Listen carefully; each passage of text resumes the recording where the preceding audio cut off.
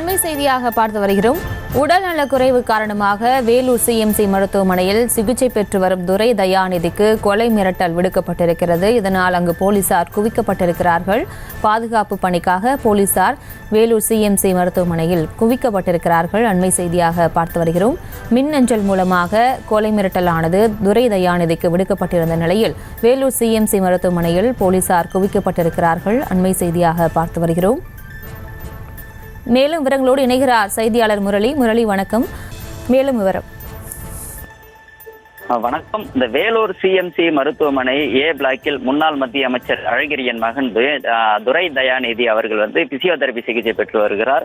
அவருடன் அவர் குடும்பத்தினர் உடனிருந்து கவனித்து வருகிறார்கள். இந்த நிலையில் அவர் சிகிச்சை பெற்று வரும் தளம் காவல்துறையின் முழு கட்டுப்பாட்டில் உள்ளது.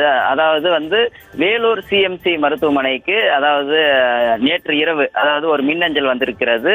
அந்த மின்னஞ்சலில் துரை சிகிச்சை பெற்று வரும் துரை தயாநிதிக்கு கொலை மிரட்டல் விடுத்ததாகவும் சொல்லப்படுகிறது.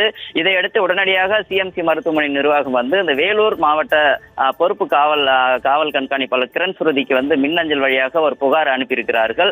அந்த புகாரின் அடிப்படையில் துரை தயாநிதி சிகிச்சை பெற்று வரும் ஏ வார்டில் கூடுதல் போலீஸ் பாதுகாப்பு போடப்பட்டு சிஎம்சி மருத்துவமனை முழுக்காக இந்த போலீஸ் கட்டுப்பாட்டில் கொண்டு வரப்பட்டிருக்கிறது.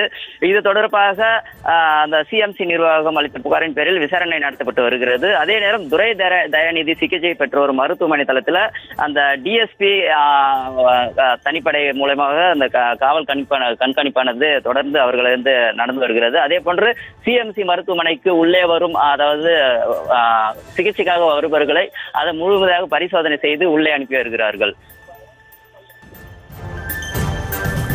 விவரங்களுக்கு நன்றி. செய்திகளை உடனுக்குடனும் துல்லியமாகவும் தெரிந்து கொள்ள சப்ஸ்கிரைப் பண்ணுங்க.